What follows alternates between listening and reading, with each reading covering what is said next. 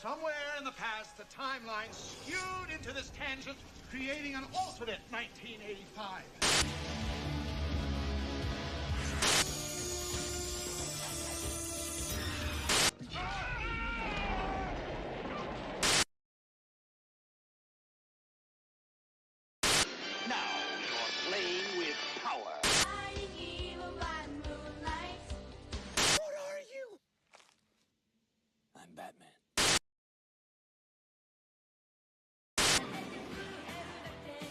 Can be found only in the past. We're going to attempt time travel.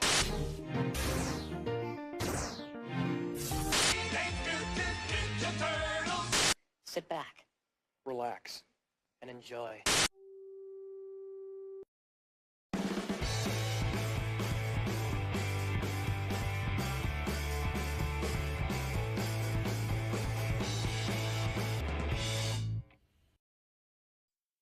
Hey, how's everyone doing?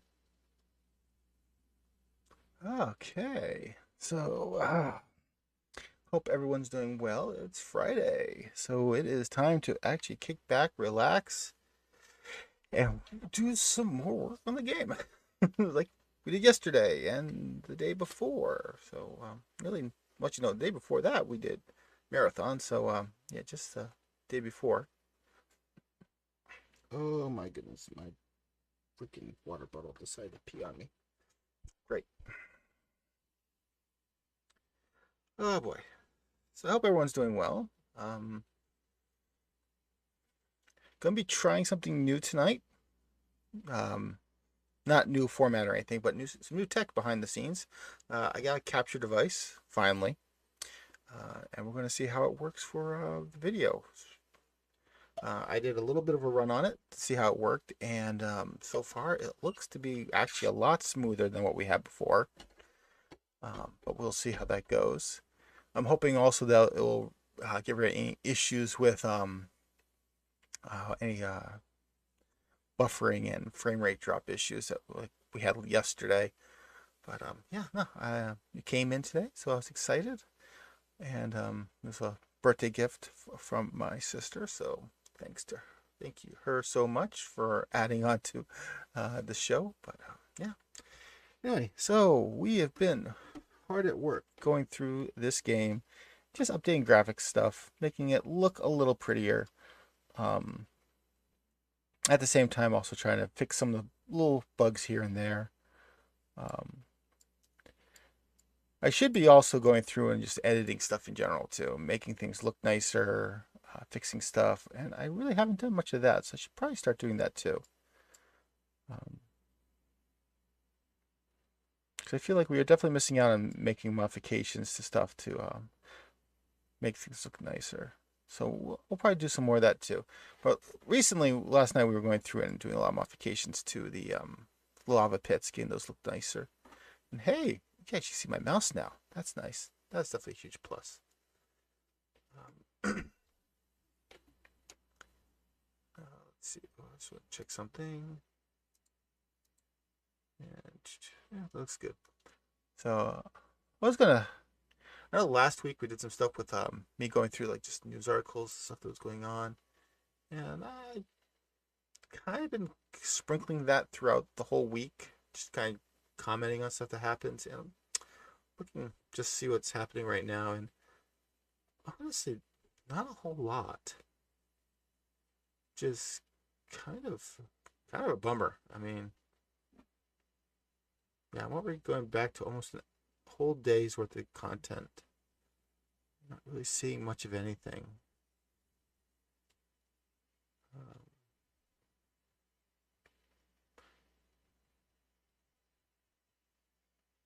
Yeah, wow. Yeah, I just hit the 1 day mark and haven't really noticed anything. It's just kind of a shame.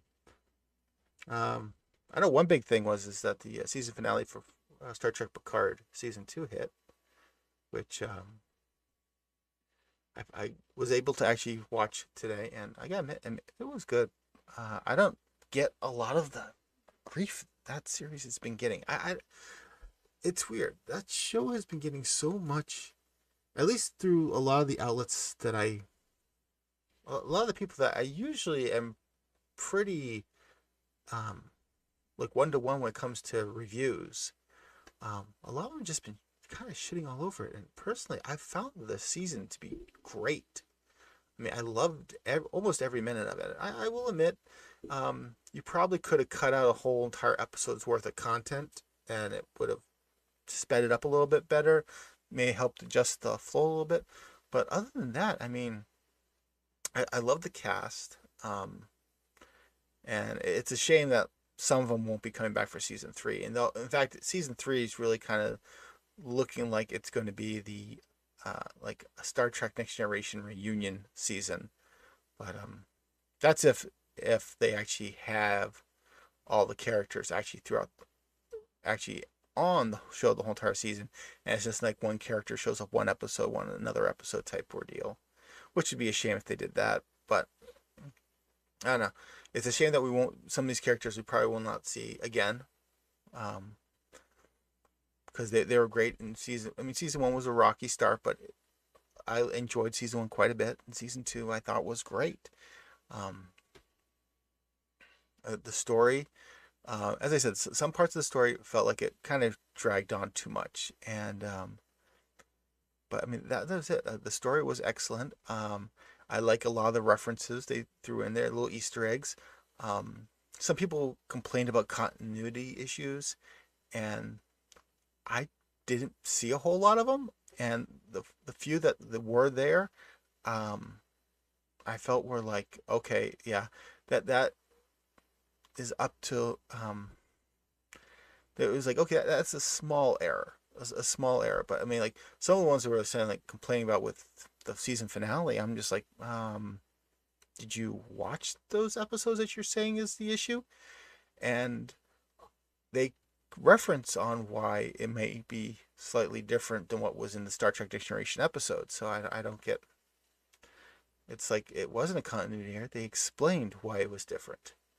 So yeah, I don't know. I really really enjoyed it. The end did get me a little misty eyed, which was I'm ashamed to admit that. In fact, you guys know that I completely admitted that Ghostbusters Afterlife got me misty eyed too, and Picard season 2, the finale, also did the same thing. I mean, it was a very powerful ending, and I'm really looking forward to season 3, and I can't wait for that to come out. Just it's a bummer. It's like what, a year away, even though I think they said they did wrap on filming, but you know, it must be like the visual effects are going to be taking a lot or something. I don't know, but I really liked it, and honestly, if you're a Trekkie, I highly recommend it too. And I mean, personally, the only Star Trek that's come out so far that I have not enjoyed has been Discovery. I did not like the first season of it, and I never went back. And I've been tempted to go back, especially just to at least watch season 2 with when they had Pike and the Enterprise and all that show up, just because of Strange New Worlds with that one coming out. And that actually I think that came out today too. That one I'm really excited to watch, and I'm curious to how that one turns out. I've heard good things, but then again, well, we'll see. I truly am at the point now when it comes to almost anything that I just reserve judgment to myself. I'm so getting tired of critics and reviews that, especially since it feels like more and more today, it's people are hating on things for the sake of hating on things. They don't give things, like, for some reason they have this unrealistic vision in their head, and if the content doesn't 1-to-1 match what they wrote in their head, it's deemed terrible. I don't know. I mean, at first I did agree with some of these people. Like I was not a fan whatsoever of the last 2 Star Wars movies. I really disliked them to the point where I just write off all 3 of them. I just say, you know what, Return of the Jedi, that was the end. That I'm done. It's like 1 through 6. That was it. I was not a fan of, like, I really disliked Ghostbusters Answer the Call. I mean, and that was because of the writing. Because I'm actually honestly a pretty big fan of some of the actresses in that thing, and I've liked a lot of Paul Feig's other work. So that was actually a very big disappointment. But again, that was writing. The writing was very, very bad in that. Um, and also, I mean, I'll partially say part of the blame for that one also was the fact that going in, like, I wanted Ghostbusters 3. That was my big thing. And so, yeah, I do admit I had probably had a little bit of a distaste for it with that, but to me, it had a lot of potential, and I thought it was going to be good because I'm like, it's got a good cast, though. I don't know, Paul Feig, I feel like his stuff's a little bit, at least with a lot of stuff I was watching, it was a little bit too silly. So I felt he may have been not the. I mean, I was totally 100% willing to give him the chance, but I felt his directing style, at least with previous movies, were a little too slapstick to really fit in with Ghostbusters. But and I was right. Honestly, it's like what looking back on what I was concerned about, all that came true. And the writing for it was just simply terrible. It was not funny. It was too much potty humor, and with Ghostbusters, even Afterlife, as much as I loved that film, it was an amazing film. Um, it was exactly almost everything I wanted in a Ghostbusters Part 3. Um, the humor wasn't 100% there. It was maybe 80% there. And the thing with Ghostbusters is you gotta realize is like it is a serious film and a comedy. It is an action movie and a comedy. It's a sci-fi film and a comedy. You've got to hit that perfect balance. If you lean too far into one or the other, you ruin the formula. And Afterlife was teetering quite a bit on that too sci-fi. I think the nostalgia and giving us what we wanted, giving us that send off, was what helped keep it from tipping over too far and going to the realm of like, no, this is you tried, but you didn't get there. While after Answer the Call, just like there was no seriousness to it. I mean, not a moment in that movie where you kind of like, oh yeah, yeah, I can feel this feels realistic to me. This feels like it could happen in our world. I never had a moment like that with that film, and it was just it felt too much. It felt more like a Saturday Night Live skit than anything else. But but yeah,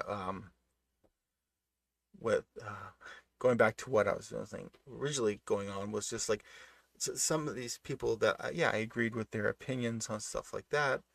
And for the longest time, we shared a lot of opinions. What I liked, they liked. They disliked, yet most of the time I disliked too.